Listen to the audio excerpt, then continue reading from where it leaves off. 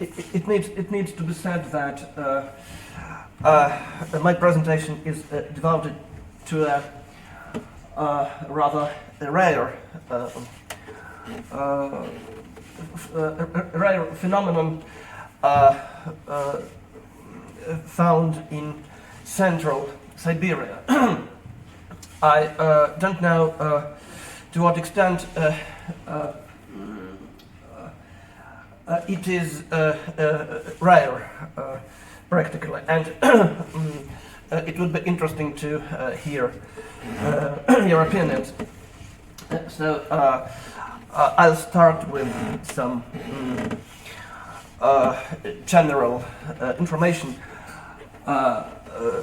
It's a well-known fact that some languages, or many languages, demonstrate the change of velars into affricates, like this. Yes? So just like this. It's a typical picture when a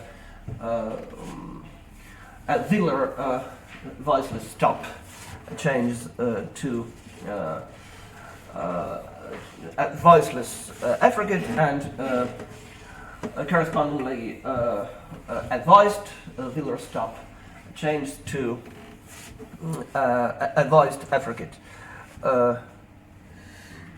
But yes, and here I just list some well-known examples, just to make my presentation more clear. Yes, for example, this Latin cases. Do you need any comments on it, or is it absolutely clear? Latin, the Latin word meaning dinner that was supposedly pronounced as cena, initially in Latin yields then cena in late Latin, and then, for example, in Italian it is cena. Yes, and similarly. Latin argentum, silver, changes just the same way to Italian argento. It's a well-known thing, and here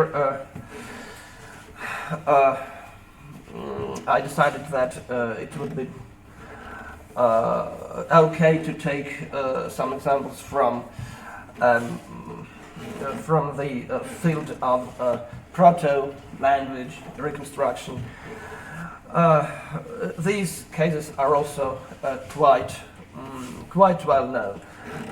For example, the Proto-Indo-European word meaning four yields Proto-Slavic четыре, and for example Russian четыре. It is supposed that this word contained a kind of labial velar, and Slavic lost the labialization, and then we deal actually with the change of the type velar to affricate. And similarly, in this second example, we see that voiced velar stop changed to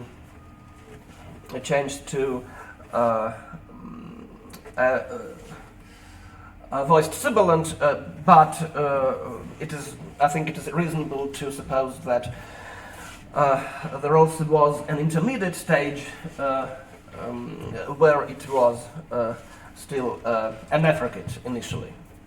I think it's clear. But here we proceed to our subject. The case, or the cases I'm going to tell about, show just the opposite development. So,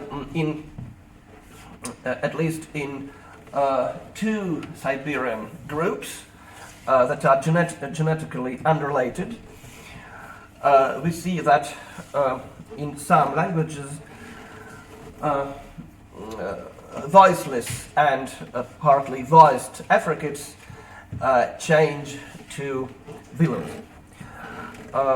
The first case I'll briefly tell about is the mature language. It is one of the extinct Samoyedic languages. Traditionally, it is called one of the southern Samoyedic languages, and it is absolutely right geographically, but from the viewpoint of historical language classification, it is obviously wrong, according to some recent results. So it is not quite reasonable to divide the Samoyedic language group into two branches, one of which is northern and the other is southern. It would be more reasonable to say that Matur is just one of the extinct Samoyedic languages, but geographically it is a southern Samoyedic language. If I have time,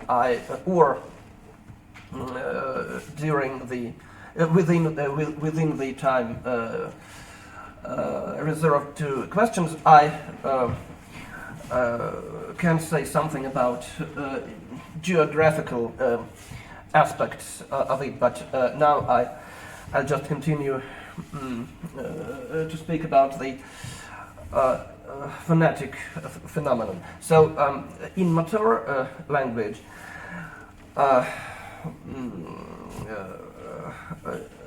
which is quite interesting, in some forms, the voiceless velar stop regularly changes to vice versa. A phoneme traditionally reconstructed as sibilant, as voiceless sibilant for the Proto-Samoyedic language, regularly changes in the mature language to the voiceless velar stop. So actually we have we deal with the change of the type s to k, and here I list two examples for it: heart and breast. Is this notation clear? I think it's clear, yes.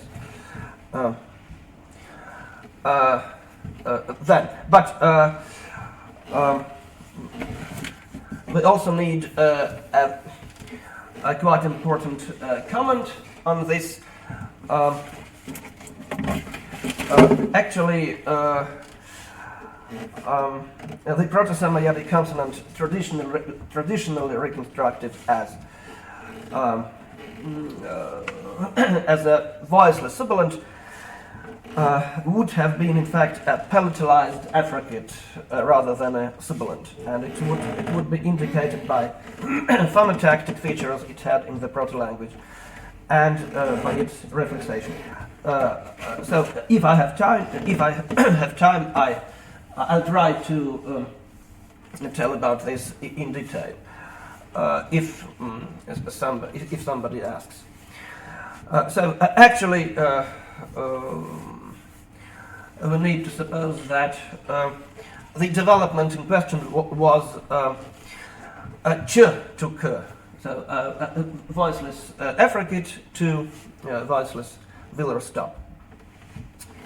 The second case is the cat dialect of Circumpolar, where actually the same development is observed where ch is a reflex of a proto-Samoyedic phoneme reconstructed as u. So the proto-cell group ch is a reflex of proto-Samoyedic y, and in the cat dialect of Circumpolar, it changes to Wheeler stop again. So I forgot to mention that in mature this development happens only before front vowels, but before front vowels it happens regularly, and the same picture is observed in Circumpolar. There is a quite obvious similarity between these two cases. I would say in striking similarity.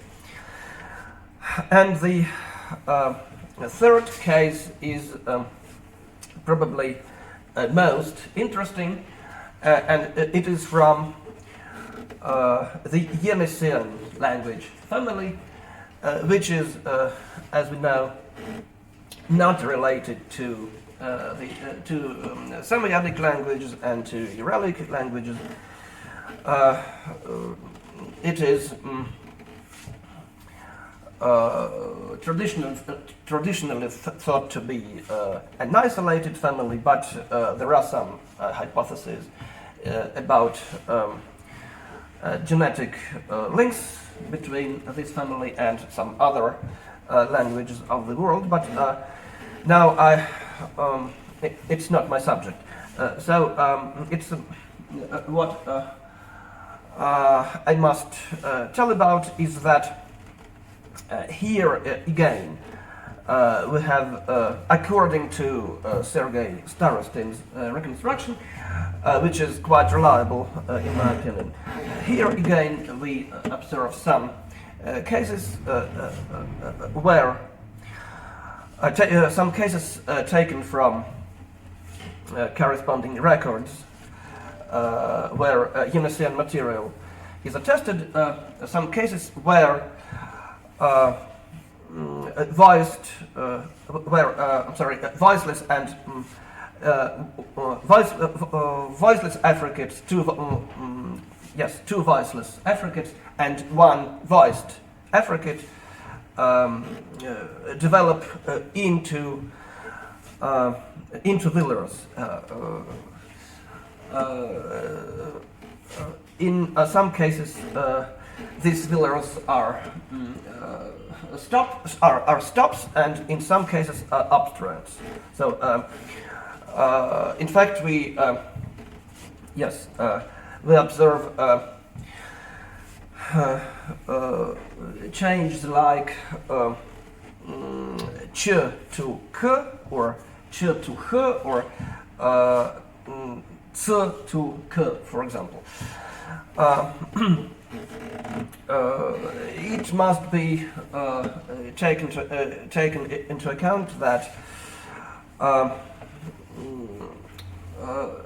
some features of these Yeniseian words may be due to the system of notation used by those who attested these forms, or due to the lack of system, if you wish. But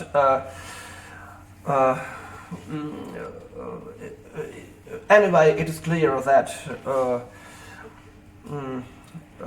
that the change in question really did take place. Again, I don't have enough time to tell in detail about reasons of the corresponding reconstruction solutions. So why we actually, why should we think that in this, why should we reconstruct just affricates for the respective cognate, for the respective corresponding, for the respective correspondence sets, and not Villers? I can answer this question, but not during my main presentation, because it is quite complicated. But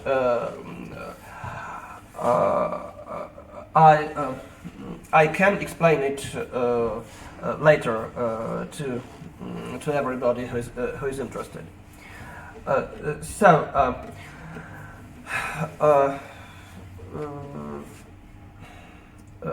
I actually can make no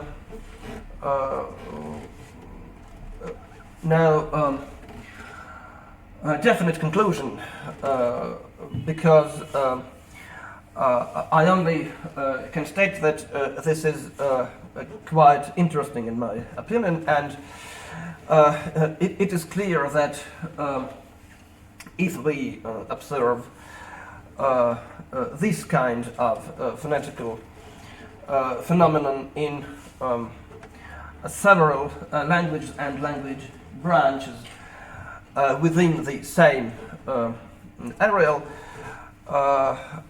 so they must be related somehow to each other. These cases, I mean, we don't know at present. We don't know the source and the direction of this process, but it's obviously that it's obviously that we do deal with a kind of language contact here, and I obviously should comment somehow on geographical aspects of this supposed interaction between these branches and language groups, but I think I don't have enough time for this. So my point was just to tell about this interesting sound change phenomenon, and now the nature of it demands further investigation. Thank you very much.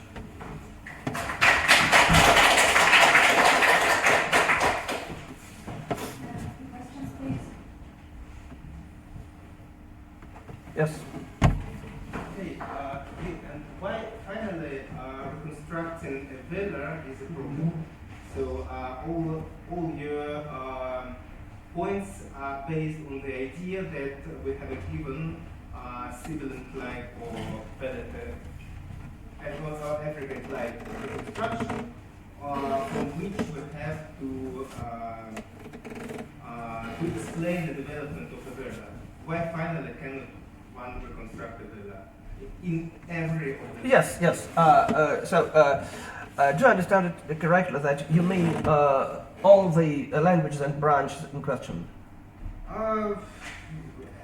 Virtually yes.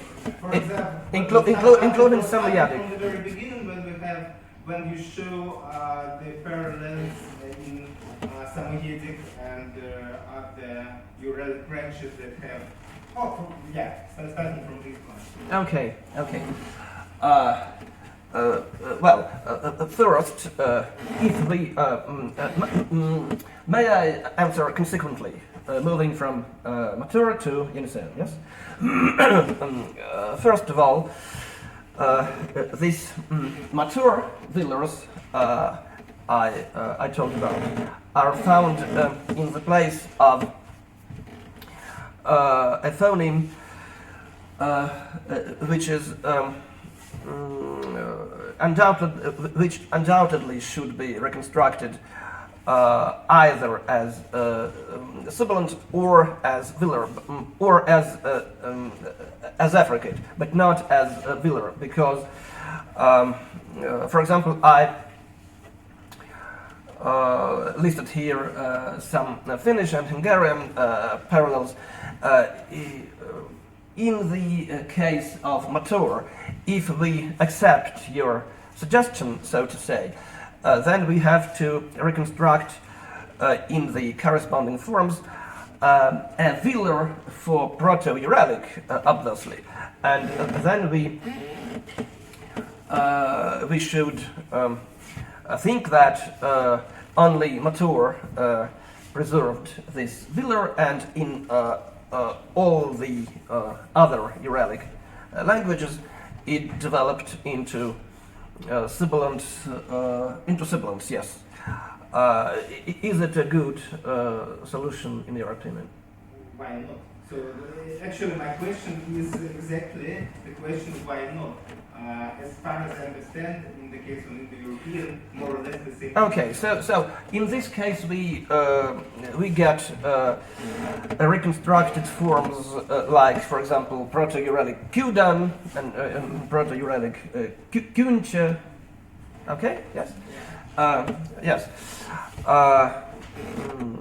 yes, but to substantiate it a bit more, I'd like to proceed to the second case where the historical source of the phonemes in question is different, because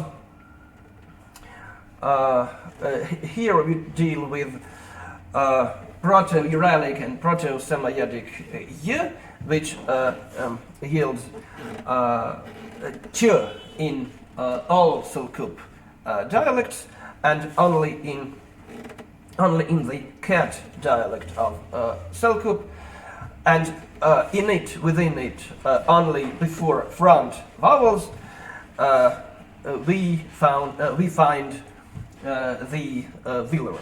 Again, should we reconstruct just because of the velar in the Ket dialect of Selkup, a velar for what? For obviously for Proto-Uralic here, instead of Proto-Samoyedic and Proto-Uralic y. It's obvious it's obvious, at least in the case of Ket Selkup, that it is secondary. The Ket dialect of Selkup is probably the most important case from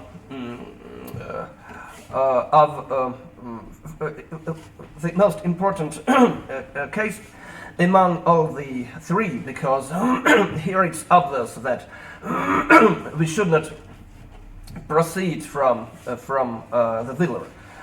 It is an interesting secondary development in one Selkup dialect in a specific in a specific position, and yes, it is this strange. It is a change of the type velar to affricate, but it is attested in Selkup, and as I tried to explain, it would be at least strange to choose any other solution, and consequently, if we still observe a development of this kind in Selkup, then it kind of allows us at least to suppose that it was possible elsewhere, and for example in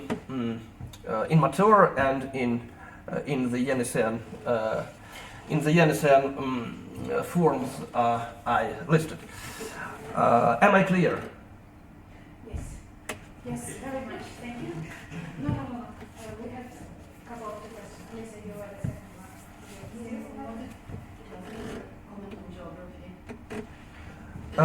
Yes. Well, what about geography? It's clear that when we say that all these languages are or were spoken in the same area, it should be then we should somehow comment on it, because this area was or is huge. For example, some places where mature was spoken are far eastward of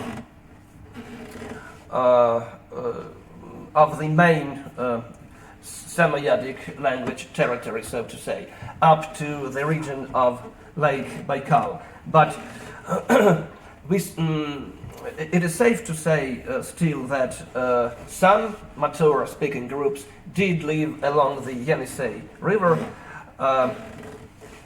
so approximately in the area where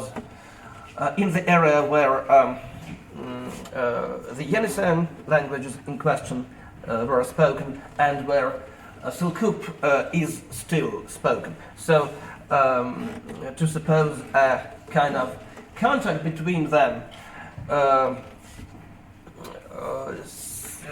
it seems to be still reasonable. It's not two different ends of Eurasia, for example. It is still the same area, in spite of its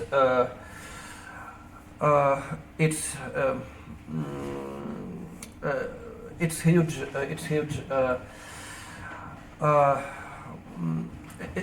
in spite of its being so big, yes. So we can suppose that, for example, the contact in question took place somewhere near the Yenisei River, and the fact that there are some mature groups, or there were some mature groups living far eastward, is not so crucial. So some features can be borrowed somewhere in this central Siberian area. Just like this. I apologize for not having prepared a map. It would be better, undoubtedly, but I just hope that this discussion can be continued. I just wanted to ask, what's your opinion about this change in relation to another change that creates stops from the sibilants that we have in Hungarian languages and the Samoyed languages, where S turned to T or some other stop, and I think we have similar changes in other languages in this region as well, at least in Bashkir. So have you been thinking about relating it to this change? Yes. Thank you for this question. Is it will be a long answer? No. Just a couple of sentences. Yes. Yes, Janne. I definitely have been thinking about this, and I just forgot to say that I consider these phenomena, these processes, in the context of other uncommon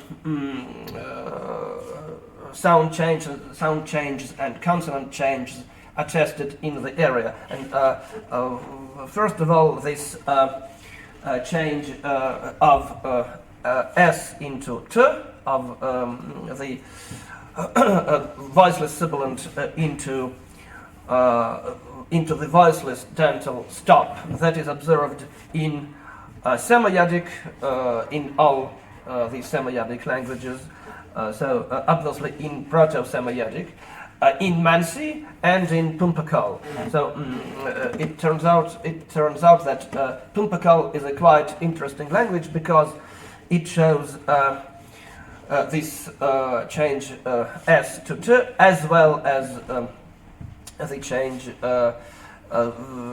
affricate to velar. Yes, I try to take into account this phonetic context